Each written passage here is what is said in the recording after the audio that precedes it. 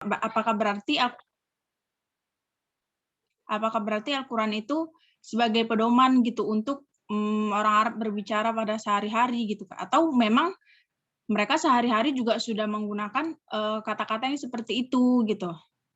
Misalnya kayak tadi kata kata azim dengan kabir gitu kan. Kalau di Al-Quran kan beda gitu menggunakannya. Jadi kalau di dalam kehidupan sehari-hari orang Arab memang sudah seperti itu atau memang mereka baru tahu dari Al-Quran gitu.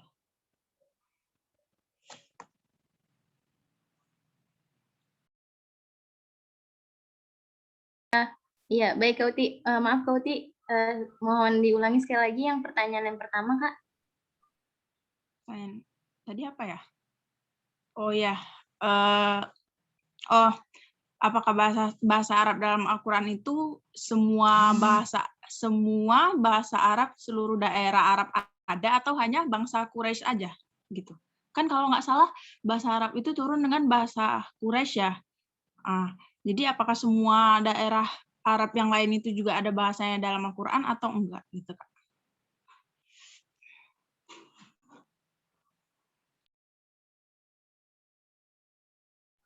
Baik Kak Uti. Untuk selanjutnya, satu penanya lagi.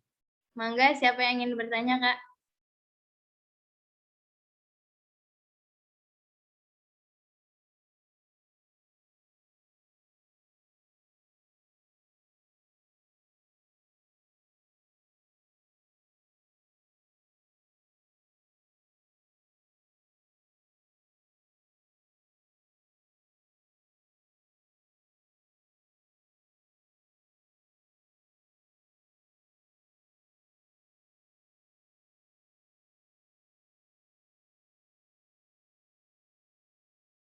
Bagaimana teman-teman?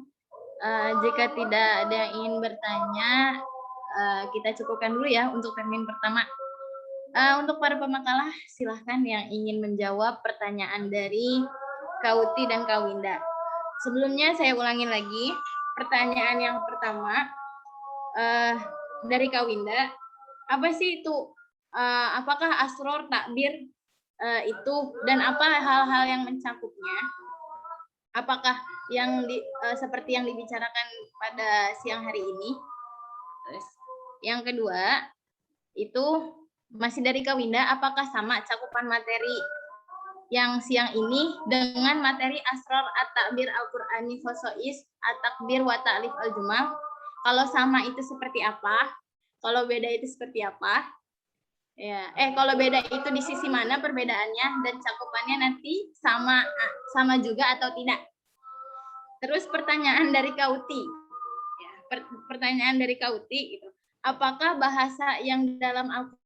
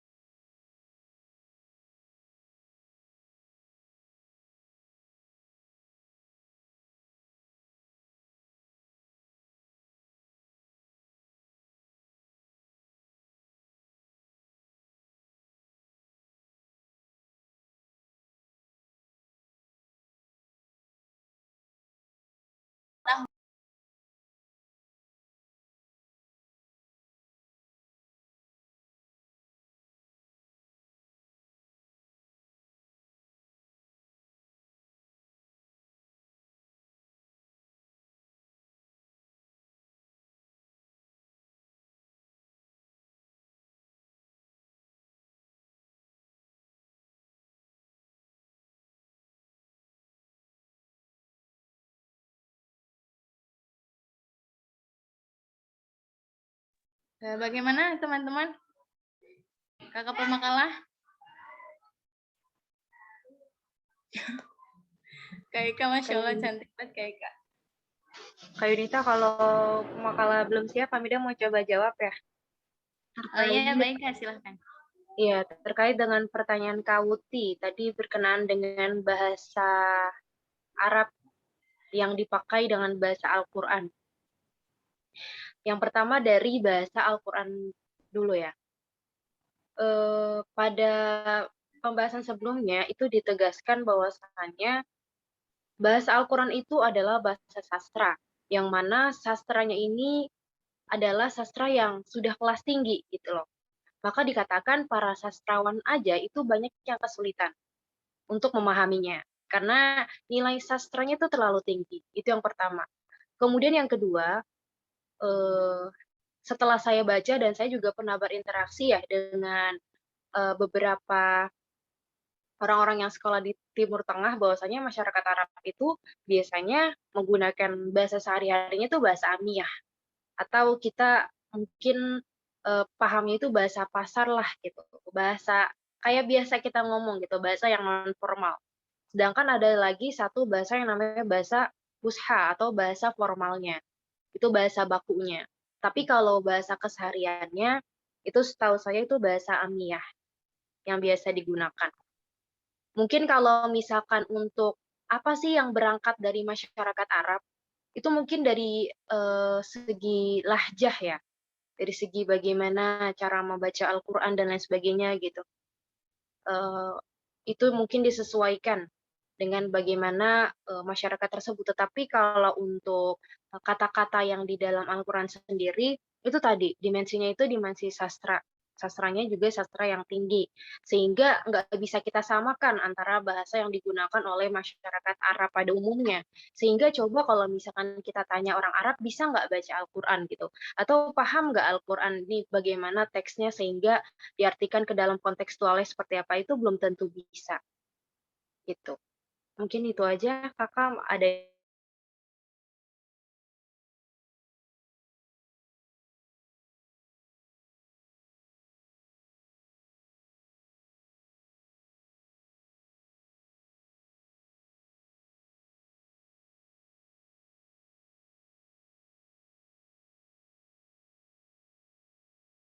Tadi udah Kak Hamida jelasin bahasa amiyah itu adalah bahasa kesehari-hariannya. Kalau kata kita mah kayak misalnya tergantung daerah ya, misalnya di Betawi kayak misalnya gue elu gitu. Nah, ada bahasa fusha. Bahasa fusha itu maksudnya bahasa yang fasih gitu kan. Kayak contohnya aku kayak gitu Kak. Nah, makanya terus juga nih kita biasanya orang Indonesia ketika belajar di Timur Tengah gitu itu termasuk dia bagi orang-orang sana itu bahasanya keren gitu. Karena yang diajarkan di Indonesia sebelum ke Timur Tengah itu dia pakai bahasa fusha. Nah, ini ini salah satu pengalaman ya. Maksudnya cerita dari teman-teman saya atau kakak-kakak saya dan ustaz saya yang udah pernah ke sana. Seperti itu katanya orang Indonesia tuh belajar mengatakan pakai bahasa Arab itu pakai bahasa Arab yang fusha gitu kalau ke sana. Makanya dibilang kalau untuk orang sana tuh bahasa Arab ya jayid gitu, keren. Kayak gitu, Kak. Itu aja sih untuk tambahannya, Kak. Kayak gitu. Mohon koreksinya Bapak dan teman-teman. Berarti sama moderator kemungkinan juga berarti bangsa Quraisy pada masa saat itu juga mungkin ada yang menggunakan fusha atau amiyah gitu ya. Tapi mungkin seperti kata Kak Amida tadi, karena Al-Quran itu sastra yang tinggi, jadi mungkin agak sulit diterapkan untuk dalam kehidupan sehari-hari gitu. Oke, terima kasih Kak Amida dan Kak Yunita.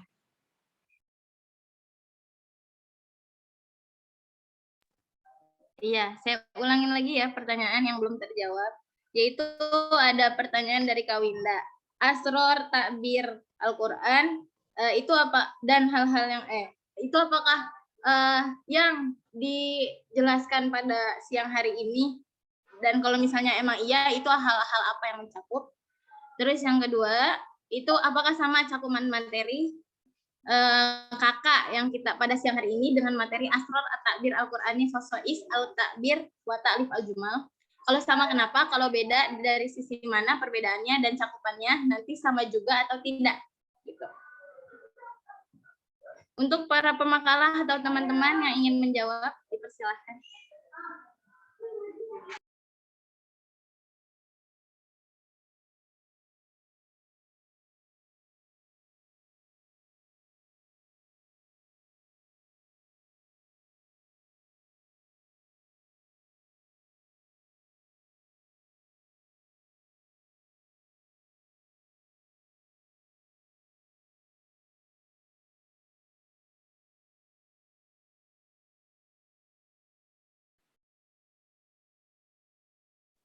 Assalamualaikum Kak, izin bertanya masih bisa Pak enggak? Oke, baik.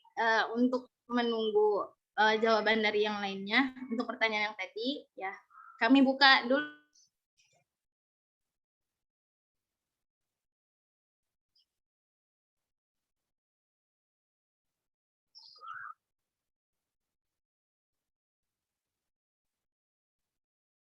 Izin bertanya, ini kan di makalah ada kalimat bahasa Al-Quran merupakan lahja Arab, bahasa Al-Quran mempersatukan lahja Arab dan lahja Quraisy.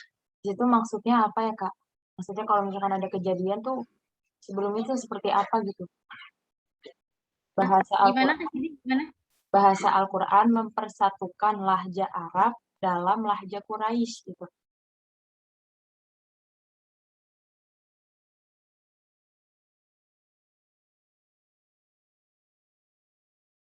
Sama ya.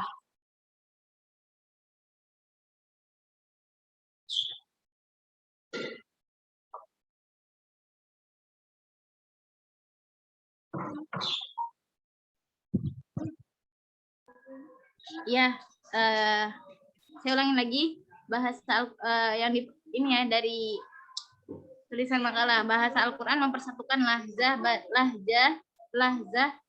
bahasa Arab dan Quraisy. Ya. Apakah maksudnya? Sama ini Kak, satu lagi dari Al-Quran itu berkembang ilmu-ilmu keagamaan. Kalau boleh tahu contohnya tuh kayak apa Kak? Itu aja, makasih Kak. Ya, sama-sama Kak Cindy. Saya ulangi lagi, bahasa Al-Quran mempersatukan lahjah Arab dan Quraisy. Apa itu maksudnya? Terus yang kedua itu dari Al-Quran itu lahirlah ilmu-ilmu agama. Contohnya seperti apa ya?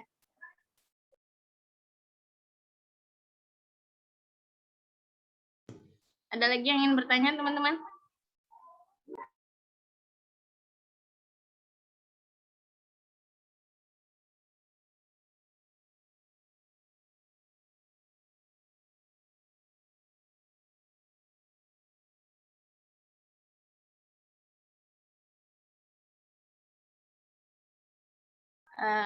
Baik, jika belum ada yang ingin bertanya, di sini saya ingin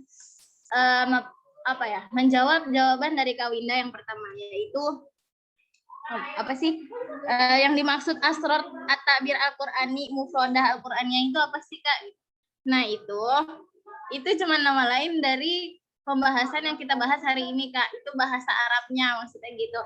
Asror itu artinya rahasia-rahasia, takbir itu ungkapan, Al-Qur'an ya Al-Qur'an. Jadi rahasia ungkapan Al-Qur'an, al-mufrodah Al-Qur'aniyah maksudnya itu adalah kosakata dalam Al-Qur'an. Jadi rahasia keindahan kosakata dalam Al-Qur'an gitu. Dan hal-hal apa yang mencakup? Hal-hal yang mencakup itu yang tadi yang kita udah jelasin dari awal, itu ada pilihan kata, ada Al-Qur'an itu tidak ada kata yang menjanggal. Terus Al-Qur'an itu bunyi katanya seperti apa, terus struktur katanya seperti apa gitu. Adapun pertanyaan yang kedua itu asror at-ta'bir Al-Qur'ani khosois at-takbir wa ta'rif al-jumal, itu nanti pembahasannya di minggu depan Kak. Kayak gitu. Jadi kita tidak bisa menjelaskan pada siang hari ini. Mohon koreksinya Bapak dan teman-teman. Terima kasih. Baik, terima kasih Kak. Baik, sama-sama Kak Winda. Kak Yuni, boleh diulang nggak pertanyaannya Kak?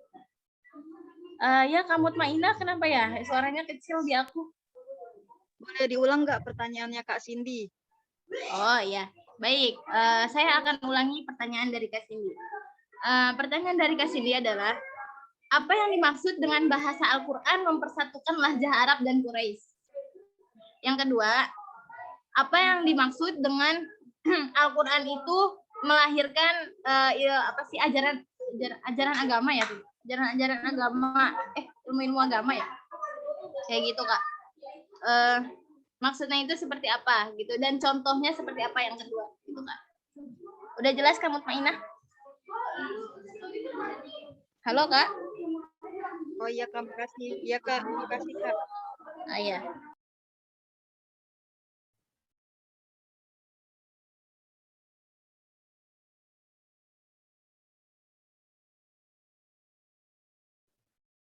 Maaf Kak Yunita, Purmakala pengen jawab itu enggak apa pertanyaannya dari Kak Cindy?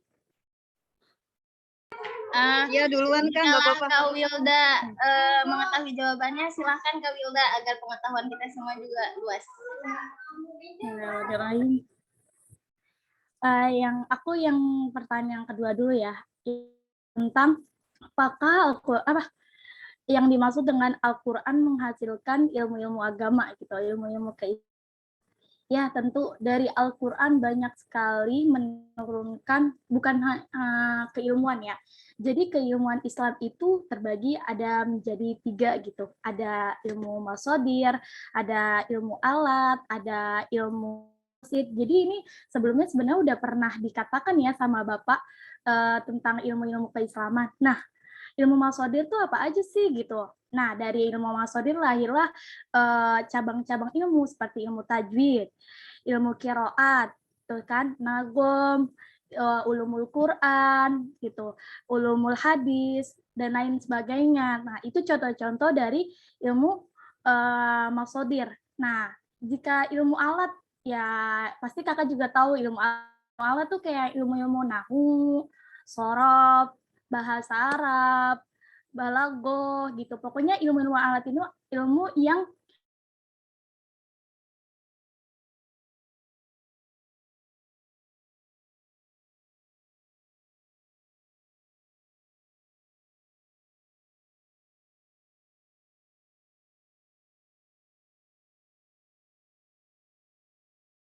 gitu. Nah, itu sih yang pernah Bapak sebelumnya bicarakan, dan ini juga nanti kalau nggak salah ada pembahasannya di minggu kemudian gitu. Mungkin jadi aku cuman ngasih contoh-contohnya aja sih. Kalau misalkan penjelasan lebih dalam aku baru soalnya itu seingat aku yang Bapak waktu itu bilang tentang ilmu keislaman dalam itu Al-Quran. Jadi seperti itu Kak Cindy. Makasih Kak Wilda. Berarti ilmu-ilmu tersebut itu lahirnya setelah turunnya Al-Quran kan Kak? Iya, jadi kan karena adanya Al-Quran banyak tuh ilmu-ilmu gitu. Oh ini maksudnya apa nih? Lahirlah ilmu nahu yang yang diciptakan oleh Abu Aswad Ad-Duali. Terus misalkan ilmu sorof, kan banyak kan ilmu-ilmu dari situ lahir. Dari Al-Quran tuh banyak banget ilmu gitu kan. Seperti itu Kak. Oke, makasih Kak Wilda. Aku mau Baik, menambahkan terima kasih. sedikit ya, Kak Iya, Yunita. baik. Kak Hamida, silahkan Kak. Baik, sebenarnya sudah cukup sih ya tadi dari Kak Wilda. Cuma mungkin yang Hamidah bahas itu tentang kenapa sih gitu ilmu-ilmu itu bisa muncul. Jadi sebenarnya itu kan atas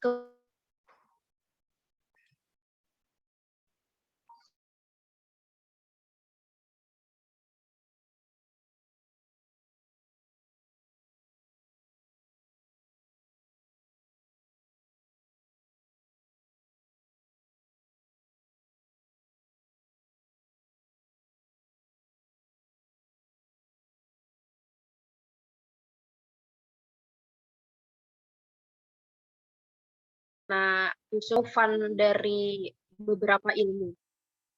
Nah, kemudian untuk menjawab ini, pastikan masyarakat itu perlu dibentuknya suatu disiplin ilmu. Mungkin pada dasarnya Rasulullah itu sudah mengajarkan bagaimana sih cara menerapkan adanya Al-Quran gitu dalam aspek kehidupan kita, baik ibadah, muamalah, dan lain sebagainya. Nah, sejak Rasulullah tidak ada, maka perlu tuh yang namanya seperti kayak ulama itu berijtihad dan lain sebagainya gitu. Nah, sehingga adanya suatu rumpun yang khusus membahas hal tersebut ya, dalam disiplin ilmu tertentu sehingga untuk menjawab dari Al-Quran itu sendiri. Nah, itu kan dari segi semisal kayak ilmu fikihnya, kemudian ada ilmu alatnya juga gitu. Jadi dari syarahnya aja itu beda. Nanti akan timbul apa, kitab apa gitu. Kemudian dari ilmu alatnya untuk memahami perkataannya itu apa. Seperti itu. Jadi mungkin Hamidah lebih membahas tentang kenapa sih apa ilmu-ilmu itu bisa muncul. Itu aja mungkin Kak. Bagaimana Kak Cindy? Puaskah dengan jawaban teman-teman kita? Alhamdulillah Kak, puas. Makasih Kak Hamidah sama Kak Wildan. Iya. Oke, baik teman-teman. Ada yang ingin dipertanyakan lagi teman-teman? Atau ingin yang menyanggah dari pembahas apa yang teman-teman kita sampaikan barusan? Silahkan. Kak Yunita. Ya, baik Kak. Tadi tapi saya belum, soalnya tadi keluar yang masalah keilmuan itu. Sekalian saya juga mau nanya itu kan, kalau tadi kan dibahas tentang kayak ilmu agama aja gitu. Tapi kan kita ya, ada beberapa orang yang bilang kalau saya dari kan juga ada sains. Kak Uti, maaf suaranya Kak kurang jelas. Putus-putus Kak Wulan.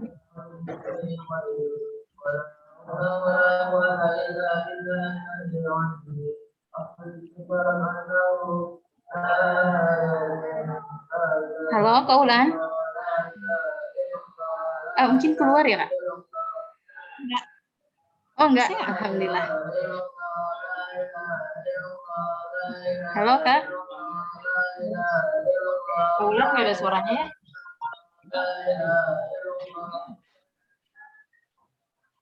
Halo, Kak Ulan. Oke, Kak Ulan, mungkin kendala sinyal Kak Ulan nanti bisa di ini aja Kak Ulan lewat kolom chat Zoom.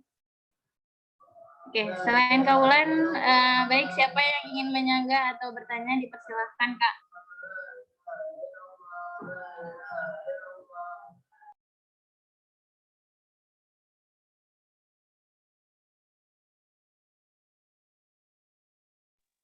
Assalamualaikum Kak Yunita, Hamidah izin bertanya.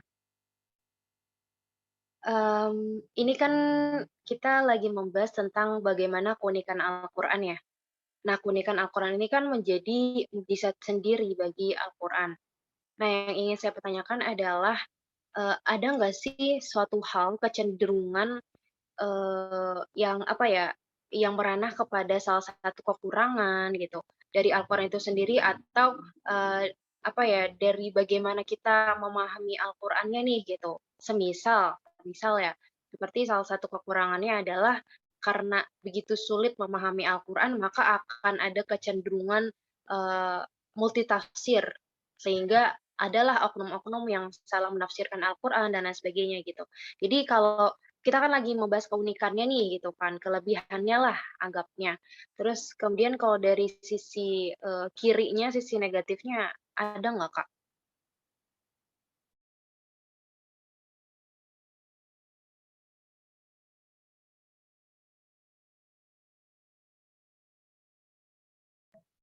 Saya coba simpulkan dari pertanyaannya ya. Jika ada yang kurang tepat, monggo disanggah ke Hamidah. Jadi, apakah ada kekurangan dari gimana ya? Kecenderungan apakah ada kecenderungan dari kekurangan sisi-sisi Al-Qur'an ini gitu ya, Kak? Kamila gimana, Kak? Iya, lebih kurangnya seperti itu. Iya, teman-teman, bagaimana? Apakah ada yang ingin menjawab atau pemakalah? Bagaimana, Kak?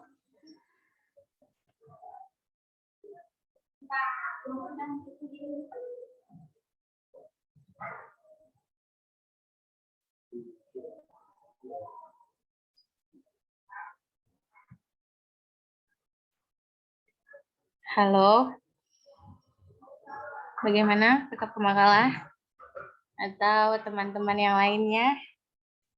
Monggo yang punya jawaban silahkan dijawab ya, Kak. Yuni, itu yang pertanyaan Kak Cindy yang satu lagi belum ya? Yang belum dijawab bukan sih yang tentang yang bahasa Al-Quran? Oh, yang pertama itu ya, yang Ya. bahasa Al-Quran. Apakah apa yang dimaksud bahasa Al-Quran mempersatukan lahja Arab dan Quraisy? Itu. Nah, jadi intinya tuh kenapa bahasa Al-Quran itu apa? Mempersatukan lahjah Arab dan Quraisy.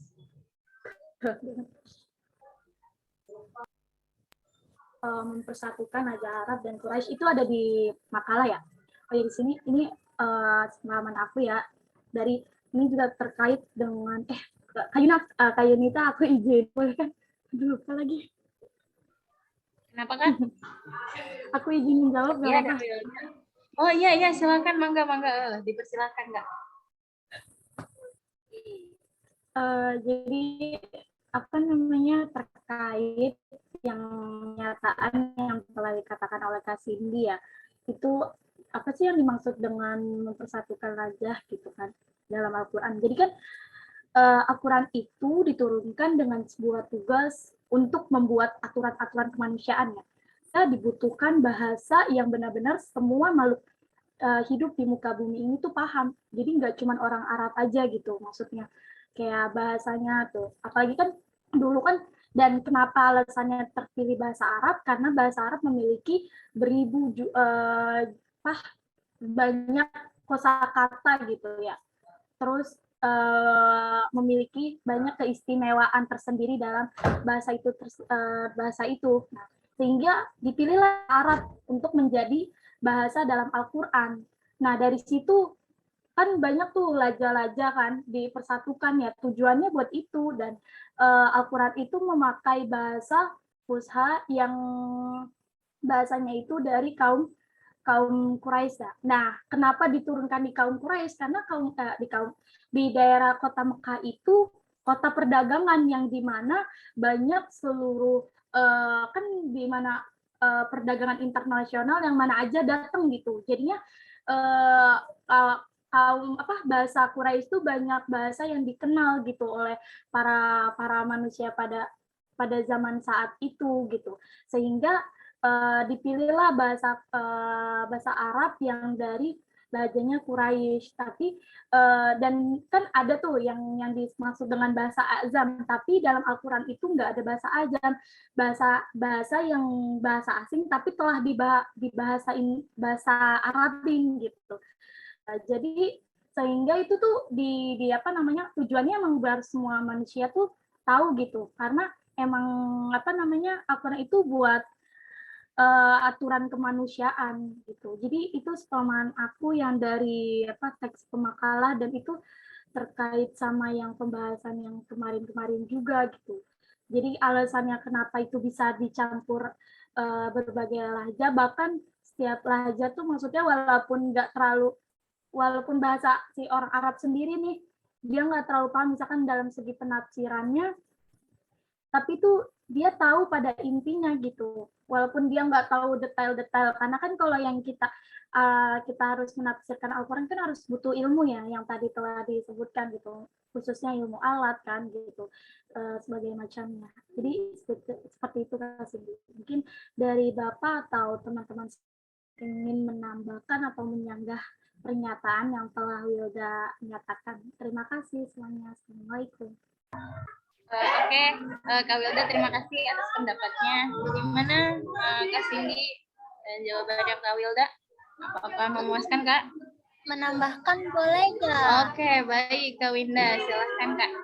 Punten pisan Winda. Tadi udah lengkap banget, Masya Allah, dari Kak Wilda. Winda izin menambahkan sedikit aja ya. Jadi kenapa bahasa Quran mempersatukan lahjah Arab dalam bahasa Quraisy? Maksudnya itu konteks mempersatukan lahjah itu kayak Indonesia aja deh Kak. Kayak Indonesia tuh bahasa banyak kan ya. Ada Batak, ada Jawa, ada Sunda, tapi untuk mempersatukan kita biar kita nih satu gitu, biar kita tuh satu rasa Bhinneka Tunggal Ika gitu.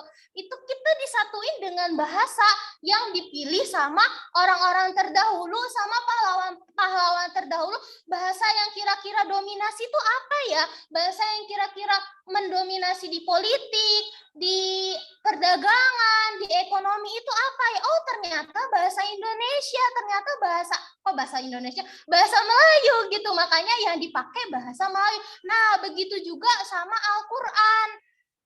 Pada saat itu yang mendominasi kekayaan bahasa, yang mendominasi ekonomi, yang mendominasi politik itu Quraisy, yang punya tahta tinggi, yang punya kedudukan tinggi, orang-orang elit itu orang-orang Quraisy, Kak. Makanya yang ini nih yang punya kepentingan tinggi nih orang-orang Quraisy nih. Terus yang mendominasi orang-orang Quraisy nih. Makanya bahasanya lebih ke Quraisy. Makanya Quran nggak pakai bahasa yang Arab Badui, nggak pakai bahasa Arab yang lain.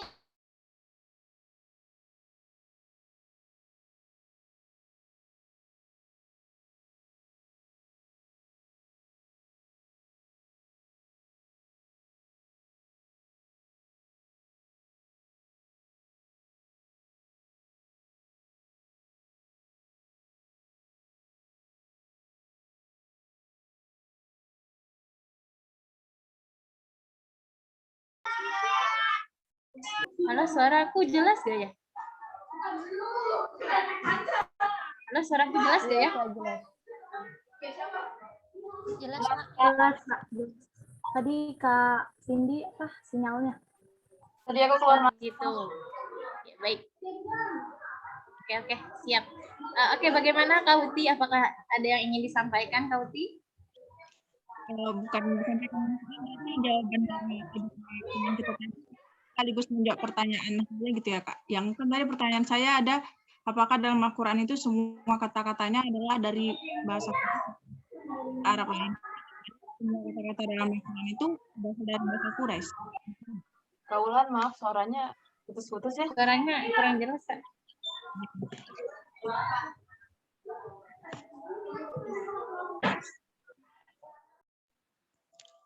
Masih putus-putus nggak Kak Yun?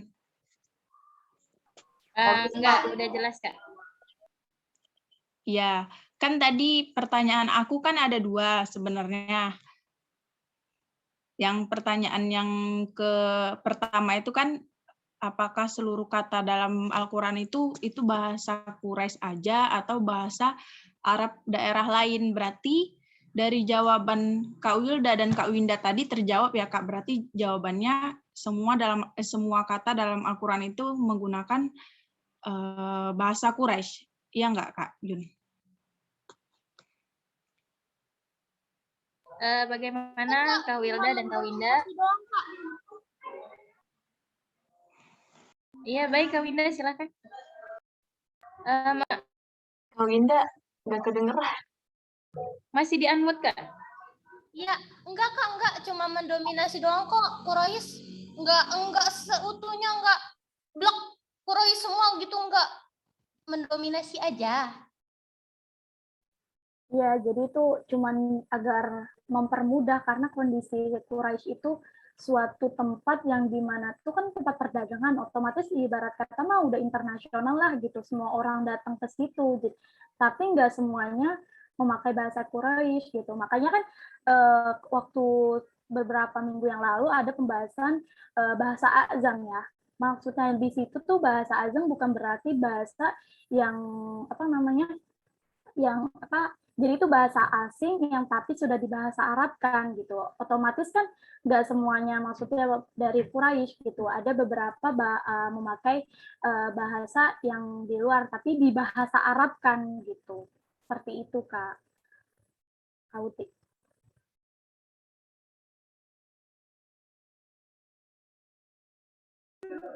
Oke, baik. Gimana Kak Uti?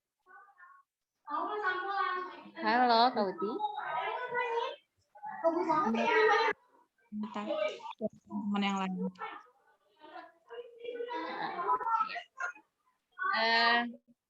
Ada satu pertanyaan lagi ya Kak yang belum terjawab, itu Dari pertanyaannya Kak Winda, Kak Hamidah gitu. Apakah ada kecenderungan kekurangan Al-Quran? Gitu. Kan karena ini kita lagi membahas sisi keindahannya, keunikannya. Apakah ada kekurangannya seperti itu? Karena kan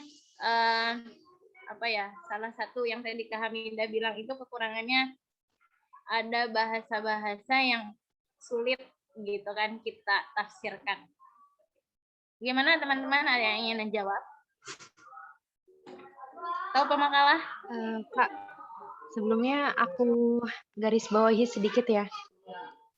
Jadi bukan Iya. kekurangan dari Al-Qur'annya ya, tapi mungkin dari segi beberapa aspek keunikannya gitu dalam kebahasaan. Kan kalau dari segi maknanya kan nggak bisa dipungkiri lagi gitu, tapi dari segi bagaimana struktur keunikannya ini loh. Oh gitu, iya. Jadi dari struktur keunikan ini apakah ada kekurangan gitu ya? Itu seperti itu Kak Hamidah? Iya, lebih kurangnya seperti itu Kak. Oke, baik teman-teman, bagaimana? Ada yang ingin menjawab pertanyaan dari Kak Hamidah?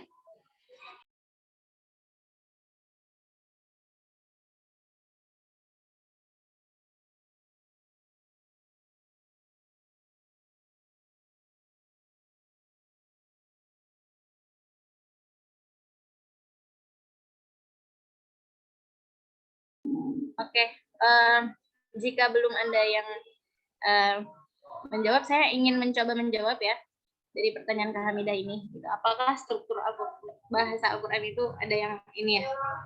Ada yang istilahnya kekurangan lah gitu. Kalau menurut saya pribadi tidak ada ya Kak Hamidah untuk kekurangannya. Semua Al-Quran itu syamil, indah semuanya. Gitu. Nggak ada sedikit pun kekurangannya. Adapun kata-kata yang tadi juga kan dipaparkan kan dalam makalah bahwasanya kata dari Al-Quran itu tidak ada yang menjanggal gitu. Bahkan aja yang tadi disebutkan dalam surat Al-Baqarah kan yang misal hukum harsul lakum fatu harsakum itu aja pakai bahasa yang benar-benar paling halus gitu kan. Jadi menurutku ya tidak ada kekurangannya. Mohon koreksinya Bapak dan teman-teman semuanya.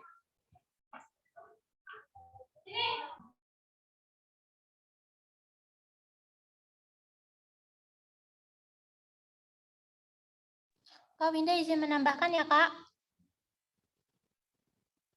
Baik Kak Winda, silakan Kak. Punten pisan.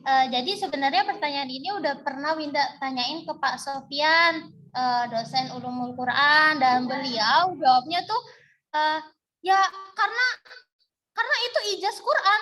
Karena kalau Quran nggak ada ijaznya, kalau Quran nggak kayak gitu, ya itu bakalan jadi kitab yang biasa-biasa aja kayak yang dibuat sama Musailama pas Musailama al-Kadzdzab.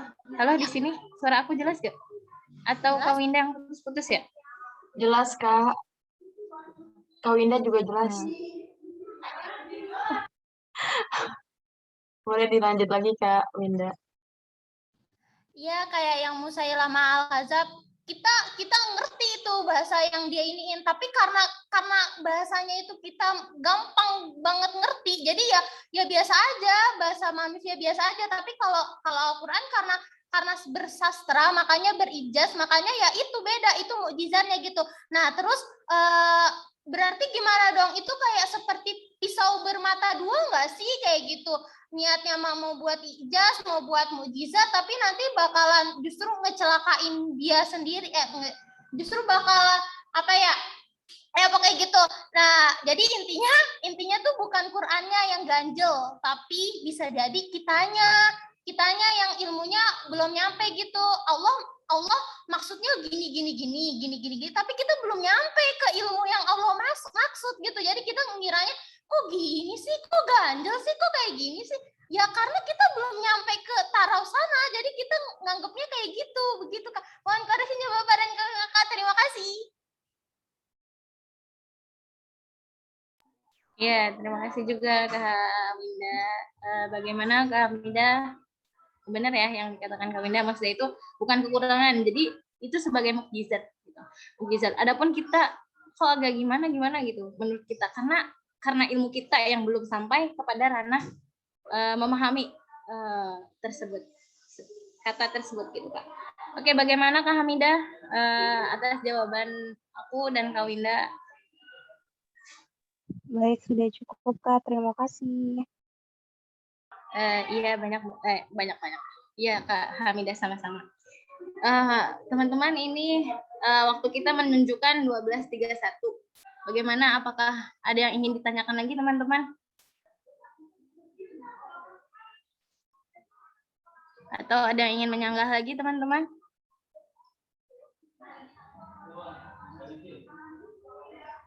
Halo, suara saya jelas? Jelas, Halo? Ayu. Iya. Bagaimana? Ada yang ingin ditanyakan lagi? Sudah, Kak. Oh, sudah. Alhamdulillah ya. Baik. Apa ya? Yang selanjutnya itu adalah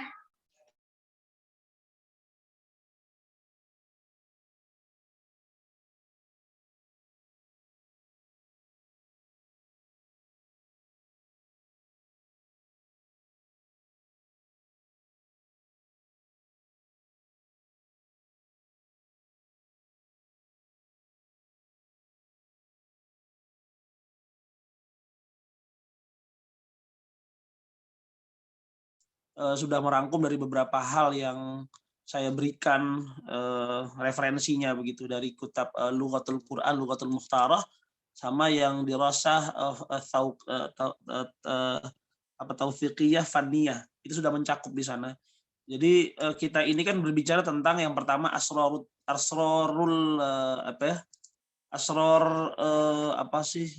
Quran ya. Kita berbicara soal asrarut ta'biril Quran, Nah, di dalam asrarut ta'bir Quran, ta'bir itu pengungkapan, Al-Quran berarti Al-Quran gitu ya. Jadi bab ini tentang misteri-misteri atau rahasia-rahasia pengungkapan dalam Al-Quran. Di dalam tema besar ini ada sebuah sub-sub. Yang pertama kita ngomongin masalah al-mufradah al-Qur'aniyah. Gitu ya. Al-mufradah al-Qur'aniyah seperti yang hari ini dibahas. Lalu besok itu baru hal-hal yang itu khosa'isut tarkib wa ta'lifil jumal. Jadi kekhususan tarkib, susunan kalimatnya, dan juga al-jumalnya. Jumal itu berarti jumlah ya. Jumlah ya, sama seperti at-tarkib sebenarnya, tapi ini lebih kepada dia misalkan jumlahnya kayak ismiyah atau fi'liyah dan sebagainya. Lalu juga di dalam bab tentang asraru ta'bir ini ada tentang munasabah khawatimil Quran. Gitu. Jadi ada tiga hal yang dibahas dalam asraru ta'birul Quran ini. Dan hari ini ngomongin mufradat. Jadi fokus sebenarnya di mufradat. Apa itu mufradat? Mufradat itu kosakata ya. Mufrad itu berarti kalimah, pilihan-pilihan kalimat dalam Al-Quran. Kalau kemarin kita kan ngomongin tentang taksis al-jumlah, lalu taksis surah, gambaran, bagaimana Al-Quran menggambarkan sesuatu, bagaimana Al-Quran memberikan sebuah jumalnya, susunan-susunan katanya. Lalu kemudian dari susunan-susunan jumal dan susunan surah itu melahirkan namanya masyhad. Masyhad itu sebuah fenomena utuh tentang sebuah hal. Nah, sekarang kita ngebahas tentang asarut al-mufradah al-Qur'aniyahnya. Jadi intinya begini loh, kosakata Al-Quran itu adalah kosakata yang Allah pilihkan dengan tentu sebaik-baiknya. Akhirnya dia tidak mengandung hal-hal yang sebenarnya menyulitkan bagi orang Arab sendiri. Kalau bagi kita memang rauk kita kan rauk bukan raukul Arab, raukul Ajam. Maka sebenarnya kita tidak memahami itu gitu. Kita belajar sekarang itu tentang lughatul Quran, itu kita hanya sekedar melihat saja, melihat teori-teori yang dibangun sama ulama-ulama yang punya rauk Arab gitu. Oh, ternyata ada keunikan di sini. bagi orang Arab Al-Quran ternyata punya keunikan, punya kekhususan seperti ini gitu. Kalaupun misalkan kita lihat di sini orang Arab membuat sebuah sub bahwa ada tarkib yang indah, sebuah mufradat yang Qur'annya yang mukhtaroh, yang terpilih dari sebuah mufradat lain, itu kan kita tidak memahami itu. Yang memahami itu orang Arab. Jadi orang Arab memahami Al-Quran kok luar biasa sekali begitu. Gitu ya. Al-Quran memahami bahasa-bahasa yang dipilih oleh Al-Quran itu luar biasa. Contoh tadi yang sudah dijelaskan oleh pemakalah, pilih kalimat asin menjadi muntin misalkan, atau ketika ada kata-kata zauj lalu imro'ah, lalu ada pilihan dari sisi harokatnya supaya tidak memberatkan. Bagi orang Arab itu sesuatu yang di luar batas pemikiran mereka begitu.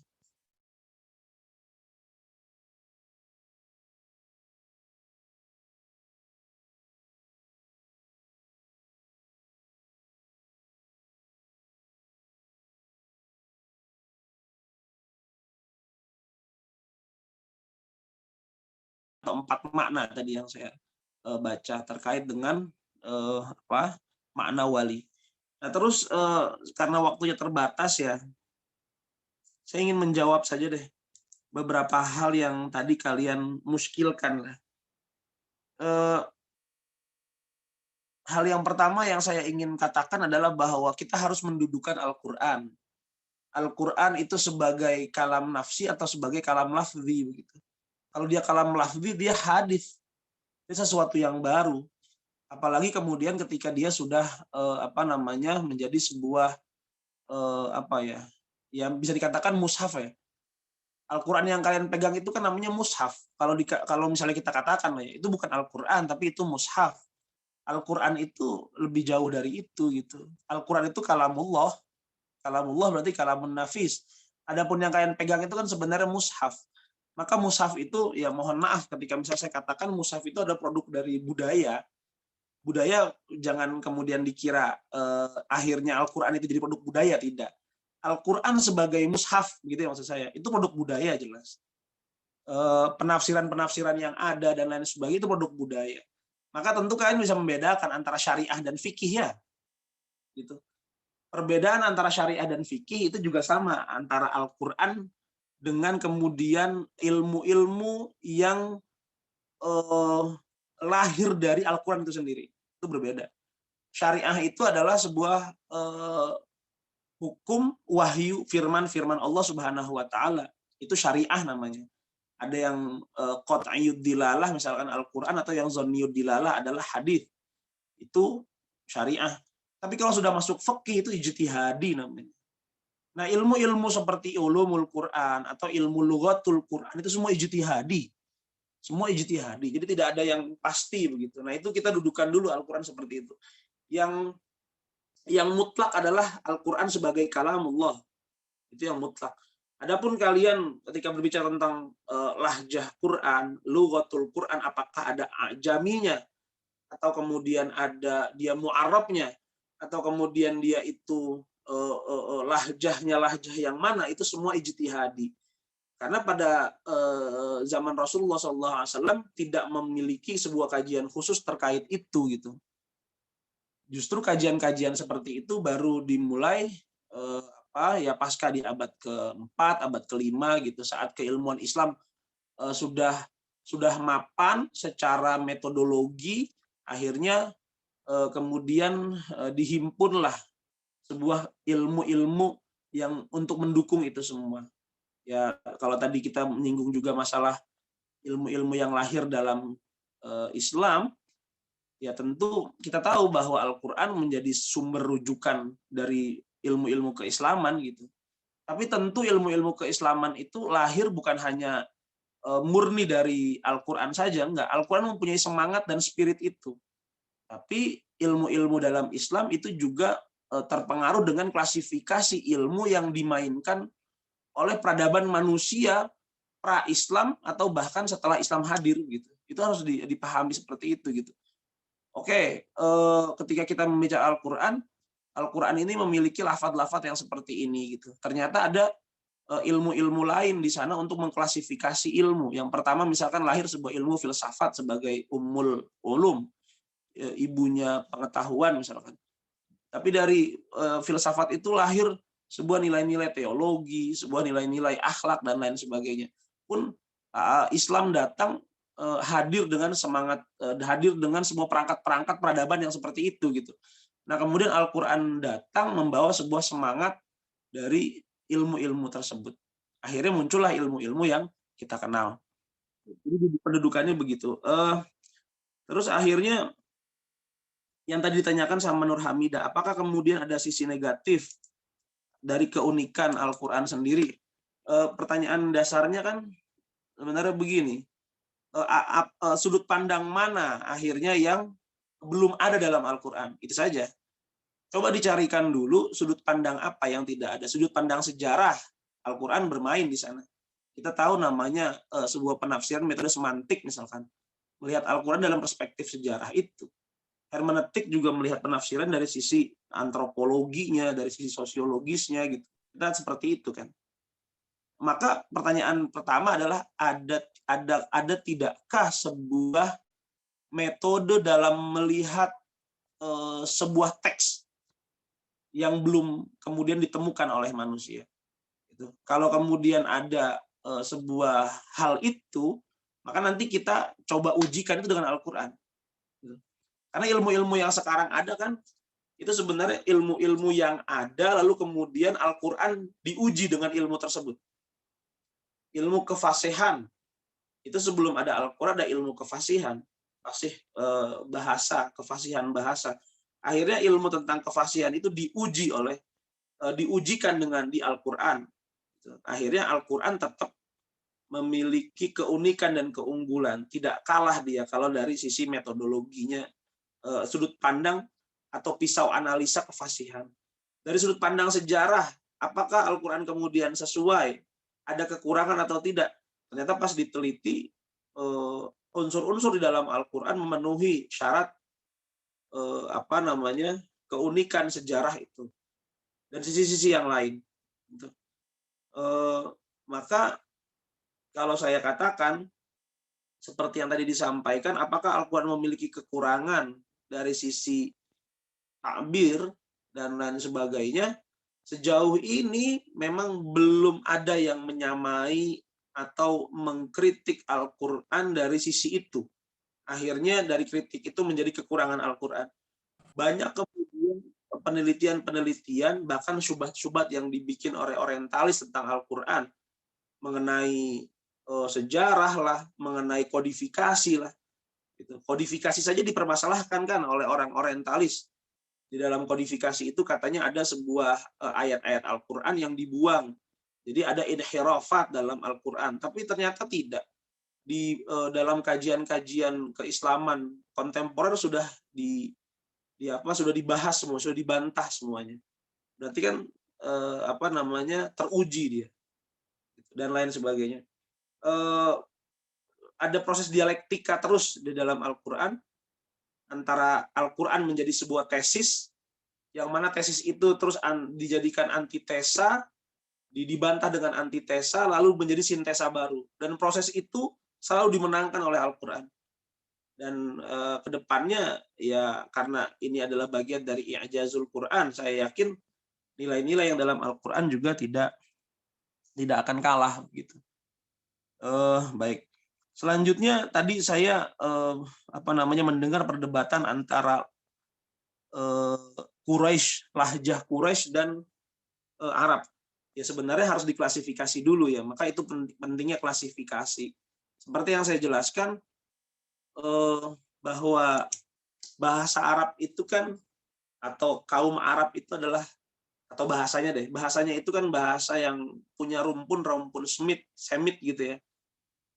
Rumpun semit ini ada yang kemudian bahasa Arab yang sudah lama sekali, bahasa Arab Badu yang sudah tidak terpakai. Ada juga bahasa Arab yang masih terpakai. Nah, bahasa Arab, kalau misalnya kita lihat bahasa Al-Quran, itu adalah bahasa Arab yang kemudian dikatakan sebagai al-baqun minal lughatil Arab.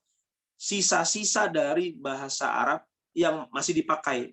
bukan sebuah bahasa albadun, bukan sebuah bahasa yang tidak terpakai lagi, tidak, tapi dia albakun, bahasa Arab yang yang masih dipakai.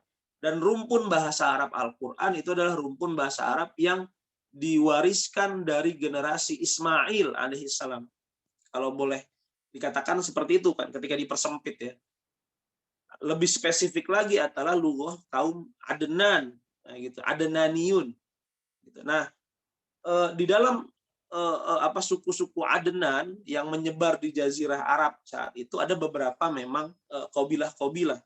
Salah satunya adalah qabilah Quraisy yang dipilih Allah Subhanahu wa taala untuk diturunkannya Al-Qur'an. Gitu. Jadi Quraisy itu adalah lahjah. Quraisy itu sebuah dialek, lahjah Quraisy, dan Arab itu adalah bahasanya.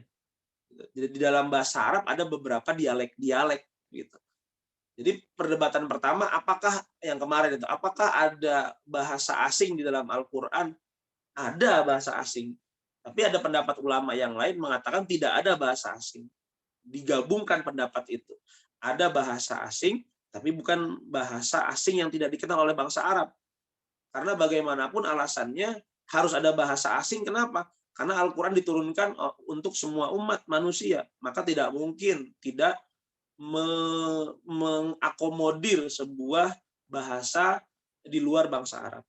Tapi bagaimanapun, karena dia diturunkan di Arab, maka harus yang dipahami oleh orang Arab. Bagaimana bisa ketika bahasa itu tidak diturunkan ke bangsa Arab, dia tidak memahami. Kalau tidak memahami, bisa kacau balau semuanya begitu. Ya nggak? Nah, makanya ada pendapat ulama yang mengatakan mu'arrobah, yang ajam itu sudah menjadi mu'arrobah. Dia diarabkan. Apa itu diarabkan? Diarabkan contohnya kayak Mesir deh. Mesir itu bukan negara Arab, tapi mu'arrobah. Tunis, Aljazair, Maroko, Afrika Utara, semuanya itu bukan bahasa Arab dulunya, tapi mu'arrobah, diarabkan. Itu diarabkan.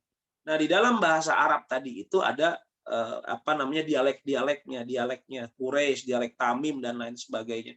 Maka tentu ada perbedaan, dan itu masih diakomodir oleh Al-Quran bahkan sampai sekarang.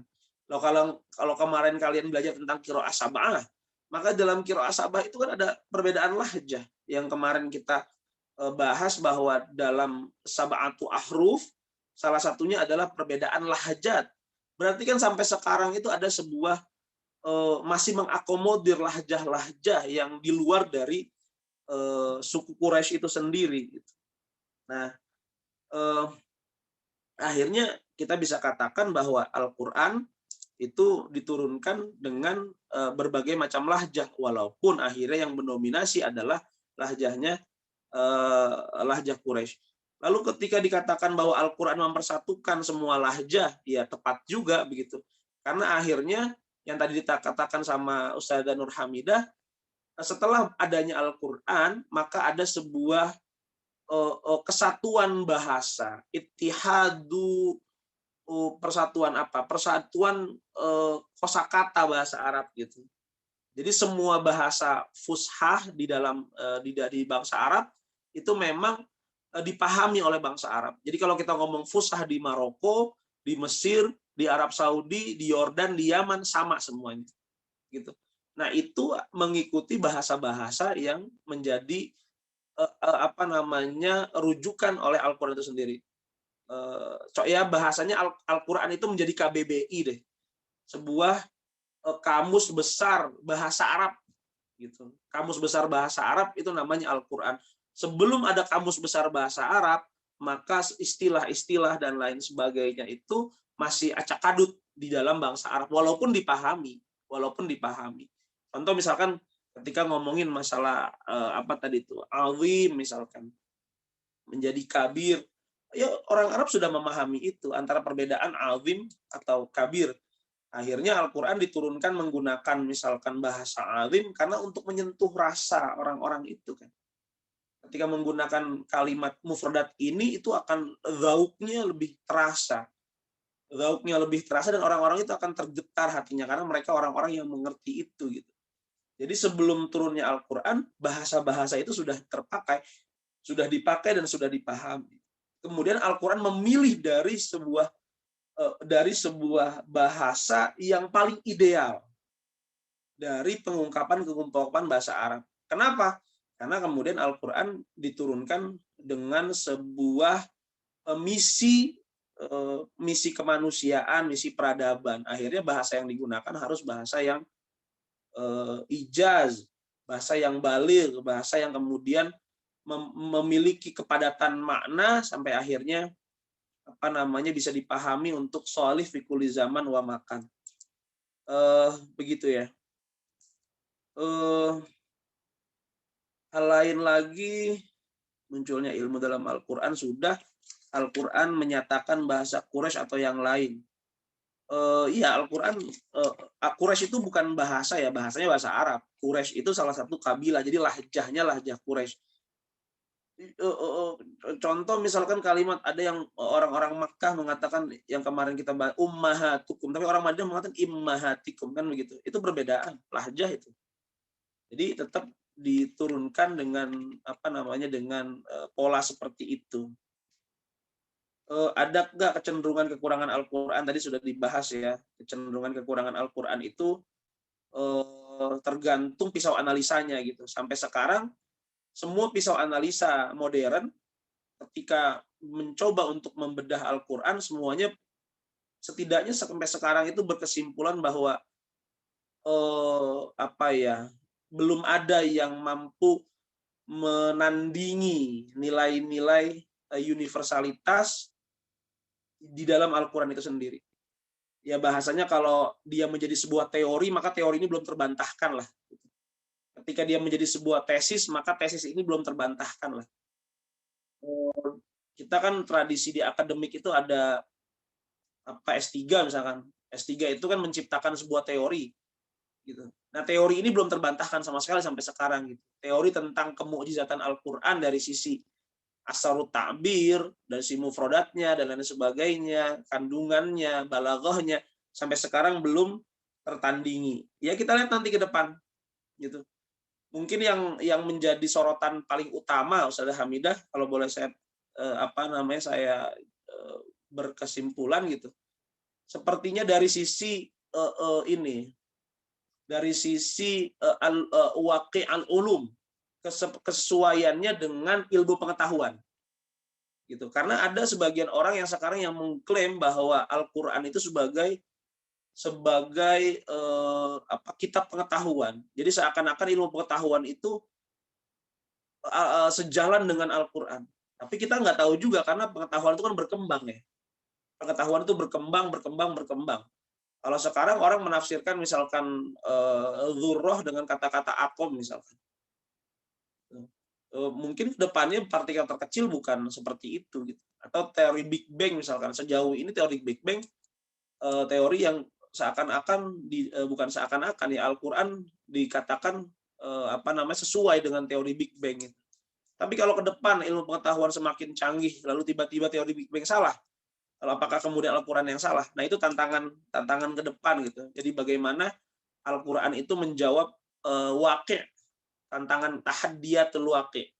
Sebuah tantangan kekinian yang terus hadir dalam proses pembentukan peradaban manusia. Oke, sepertinya itu ya. Ada pertanyaan nggak kira-kira? Atau ada sesuatu yang belum saya jawab? Halo, kawan-kawan? Mati. Halo? Baik Pak, halo Pak. Bagaimana? Teman-teman ada yang ingin bertanya, teman-teman? Masih ada yang muskil nggak kira-kira? Kalau tentang mufradat Al-Quran, materi saat ini, memang saya sih sebenarnya fokusnya itu pengen kalian lebih banyak contoh dari mufradatul Quran. Tapi karena perdebatannya masuk ke wilayah banyak hal, akhirnya ya sudah kita membicarakan hal lain. Tapi ketika kalian ingin mencari materi terkait dengan keunikan mufradat Al-Quran, kalian bisa baca di makalah pemakalah hari ini, dan itu cukup komprehensif menurut saya.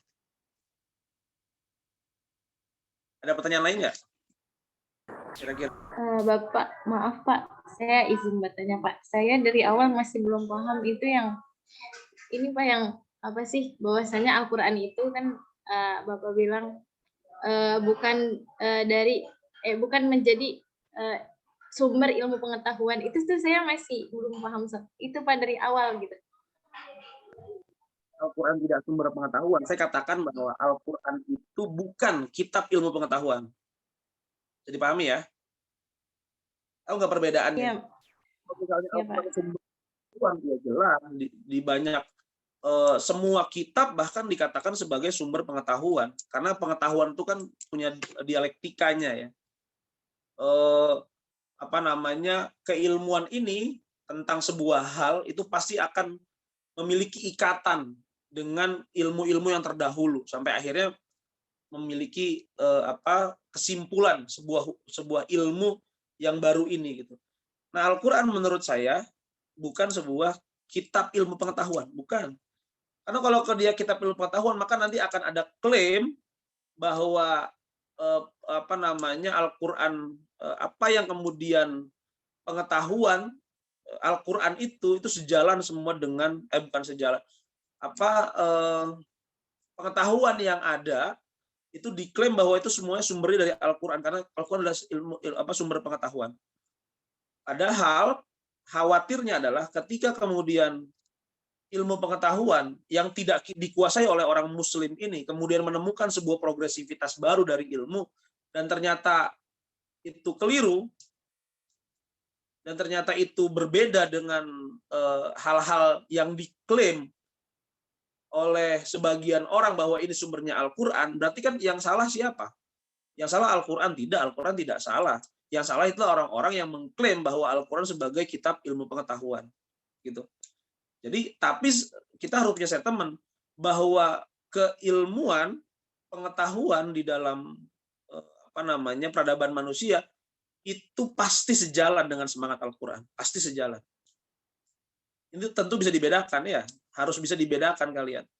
Kalau saya mengatakan bahwa Al-Quran bukan kitab ilmu pengetahuan, tapi pengetahuan sepanjang zaman itu tidak akan pernah tidak sejalan dengan semangat Al-Quran. Gitu ya. Gitu ya berarti ya. Jadi saya bukan mengatakan bukan pengetahuan, tapi Al-Quran bukan buku ilmu pengetahuan. Oh ya. Baik, Bapak. Terima kasih banyak, Pak. Bapak, izin bertanya, berarti dari pernyataan tersebut, kalau misalkan ada orang yang hafal Quran gitu ya, berarti sebaiknya dia tidak, kan kalau orang hafal Quran itu kan pasti kesehariannya cuma sama Al-Quran tok gitu loh, Pak. Nah, berarti seharusnya itu yang menghafal Al-Quran tuh bukan hanya sama Al-Quran doang, tapi harus dibarengi juga sama ilmu-ilmu lain gitu, Pak. Oh, itu sudah pasti ya. Itu sudah pasti begitu. Karena kalau kemudian hanya hafal Al-Quran saja tanpa dibarengi dengan pemahaman yang utuh, ulumul Qurannya untuk apa begitu. Tapi begini, kemudian kita katakan bahwa orang-orang penghafal Al-Quran itu bukan orang-orang yang tidak mulia. Mereka betul-betul menjaga nilai-nilai itu. Tapi kalau kamu menjaga sebuah kalamullah, yang mana itu sudah digariskan oleh Nabi, bahkan ada sebuah hadis yang diriwayatkan, ada sebuah athar dari Imam Ahmad bin Hambal misalkan, ketika dia bertemu dengan Allah 99 kali sampai 100 kali, lalu ditanya ma afdhalul a'mal kepada Allah, Allah menjawab qiraatul Quran, membaca Quran, apalagi menghafal, walau biduni tadabbur, walaupun tanpa tadabbur, ya walaupun tanpa tadabbur afdhalul a'mal gitu ya. Tapi kalau kemudian kita lihat sebuah konsep ideal, ya ideal, ada idealnya kan, ada idealnya. Orang-orang ideal, yang paling ideal adalah orang-orang yang hamalatul Quran, juga bukan hanya hafal Qurannya, tapi ilmu-ilmunya, kajian-kajian terkait Al-Quran itu juga terpenuhi gitu. Biar kemudian penggalian terhadap khazanah Al-Quran bisa terus digali dan tidak salah paham akhirnya. Beberapa banyak orang-orang yang hafal Al-Quran akhirnya salah paham memahami Al-Quran. Kan ada seperti itu. Bahkan Nabi sudah ditegaskan, ada kaum namanya kaum Khawarij yang baca Qur'annya lebih hebat dari kita, sholatnya lebih hebat dari kita. Tapi baca Al-Quran tidak sampai kerongkongan. Tapi tentu kita sebagai Ahlus Sunnah wal Jamaah lalu kita tidak mengatakan bahwa ya sudah, baca Al-Quran itu tidak penting, yang terpenting adalah tentang pemahamannya, tidak juga.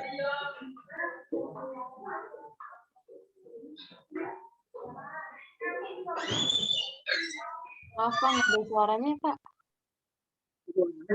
Ya udah ada Pak. Ada nggak? Ya ada Pak. Oke, jadi kalau kamu katakan apakah kemudian lebih utama mana ya? Ini sebenarnya sesuatu yang tidak harus kita pertentangkan gitu. Lebih utama mana orang yang baca Al-Qur'an, menghafal Al-Qur'an, atau orang yang memahami substansi Al-Qur'an? Dua-duanya adalah sesuatu yang utama gitu. Yang lebih utama malah menggabungkan antara keduanya. Jadi mura'atul khilaf wajibun. Menggabungkan antara pendapat tentang ini dan itu harus suatu kewajiban. Maka yang ideal adalah orang yang hafal Al-Quran juga memenuhi standar keilmuannya. Ya kalau kita lihat ulama-ulama sekarang tuh kaliber misalnya Gus Baha gitu. Kenapa Gus Baha punya logika-logika seperti itu gitu yang hebat sekali menurut saya gitu. Karena yang pertama dia hafal Al-Quran. Setelah hafal Al-Quran akhirnya dia mendalami ilmu-ilmu Al-Quran. Akhirnya ilmu-ilmu Al-Quran yang dia punya itu menjadi pisau analisa mereka dalam membedah Al-Quran. Dia dalam membedah Al-Quran. Akhirnya sebegitu hebatnya. Nah kalian juga sama kan, hafal Al-Quran walaupun belum tahu keilmuannya, tapi sekarang kan kalian belajar peta keilmuan Al-Quran. Dari situ akhirnya kalian nanti bisa menjadikan lughatul Quran, metode lughatul Quran yang kita pelajari di sini, dari sisi apakah huwa a'jami atau mu'arrab, lahjahnya bagaimana, ahlu kalamun nafis atau tidak, bagaimana mufradatnya, bagaimana masyhadnya, bagaimana jumalnya, bagaimana surahnya, itu dijadikan pisau analisa kalian dalam membedah ilmu-ilmu Al-Quran. Begitu. Ya, makasih Bapak. Udah jelas, Pak. Ada Yunita tadi pertanyaannya muskil tentang itu ya. Baik. Ada lagi nggak kira-kira?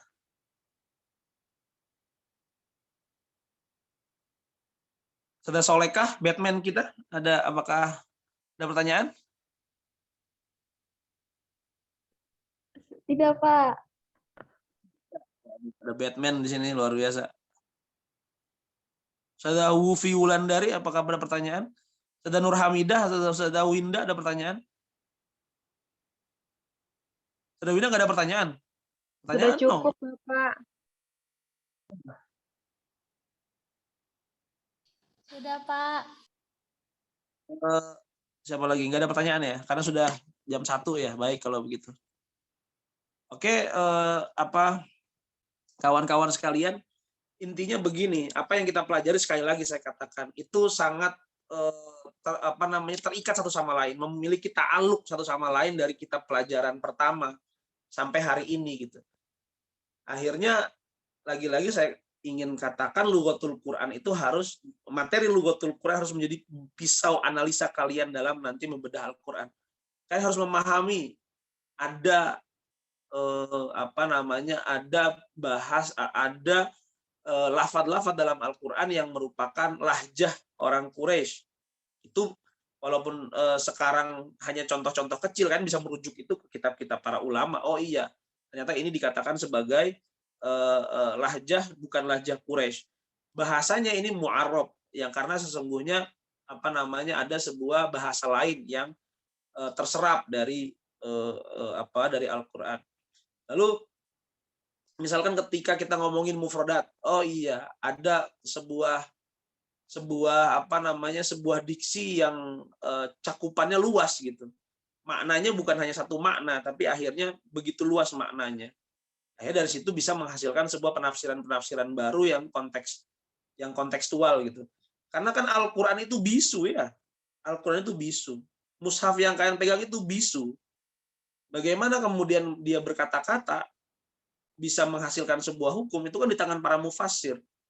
Mufassir itu harus punya alatnya, cara menafsirkan dan lain sebagainya gitu. Akhirnya apa yang menjadi semangat Al-Qur'an bisa diungkapkan, bisa dikatakan oleh para mufassir itu gitu. Tidak lagi bisu Al-Qur'an. Dia bisa bersuara. Maka metode-metode tafsir kan banyak. Bahkan kemarin itu saya dengar dari di IIK itu ada Dr. Fakih Abdul Qadir kan mendengar itu tentang tafsir mubadalah. Terlepas apakah tafsir mubadalah itu ada bil ma'thurnya gitu, ada rujukan ada rujukan klasik mengenai hal itu. Tapi yang menjadi dasar tafsir mubadalah itu kan penting. Dasarnya kemarin adalah rahmatan lil alamin yang kemudian difokuskan menjadi akhlak. Jadi inti dari tafsir mubadalah adalah akhlak. Akhlak bagaimana?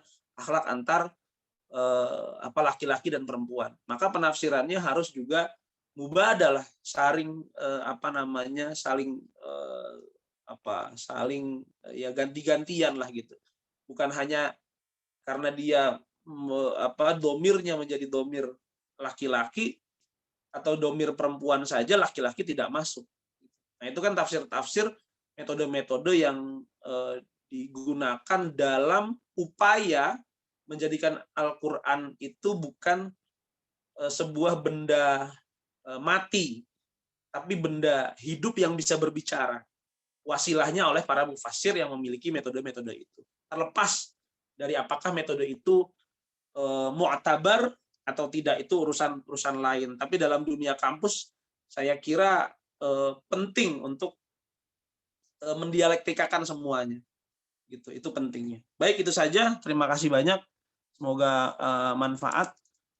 Ustazah Winda kapan jadi pemakalah? Minggu depan ya? Iya Pak, Bapak izin bertanya satu, boleh nggak Pak? Boleh. Gimana Ustazah? Pak Punten, berarti asrar apa sih? Asrar itu nama lain dari manhaj muqarrar bukan sih Pak? Saya nyari di babnya kagak ketemu-temu Pak. Itu rahasia Ustazah. Asrar itu artinya rahasia. Asror rahasia.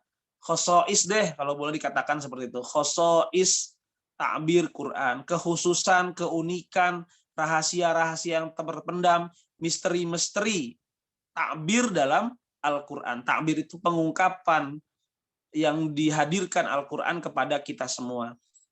Dalam bukan PowerPoint ya, dalam buku yang saya kasih terakhir, PDF yang terakhir itu sebenarnya ada. Dimulai di halaman 141 kalau nggak salah, itu sudah asraru ta'birul Quran. Di bawahnya itu ada sebuah subbab. Yang pertama tentang as-saut, khosaisul aswat. Lalu yang kedua tentang al-mufradat al-Qur'aniyah, kosakata Al-Qur'an. Yang ketiga baru tentang khosaisu tarkib wa ta'lif. Gitu kan ya? Yang mungkin Ustazah Winda besok akan menjelaskan. Yang terakhir tentang munasabah. Munasabah penutup surat dalam Al-Quran. Nah itu ya namanya klasifikasi seperti itu kan ya tergantung siapa yang mengarang kitab itu gitu. Kalau Ustazah Winda kemudian mau membuat sebuah klasifikasi lain dari asrarut ta'biril Quran, mungkin dari sisi sejarah dan lain sebagainya, ya boleh-boleh saja. Gitu saja ya. Baik, Jadi Pak. Kamu sudah bilang apa? Asor itu adalah persamaan dari mukorin lah, bukan mukorin itu perbandingan gitu ya. Kalau ini enggak, asror atau khosois lah. Khosois mufradatil Quran, khosois tarkib wa ta'lif dalam Al-Quran gitu ya. Sudah cukup? Cukup Pak, syukran. Oke, terima kasih banyak Nasta'fikum jami'an. Terima kasih kepada pemakal dan kalau bisa dilengkapi ya, karena itu sebenarnya menarik dan kawan-kawan itu nanti bisa menjadi rujukan mereka untuk memahami mufradatul Quran. Gitu Ustazah Yunita ya? Iya baik Pak. Soalnya itu juga belum sempurna banget kan. Jadinya ya baru segitu aja. Menarik, cakupannya bagus, sudah mencakup semuanya, tapi karena tidak ada referensinya kan saya bingung. Ini ngarang sendiri atau dari mana gitu. Maka kalau dikasih belum dimasukin Pak.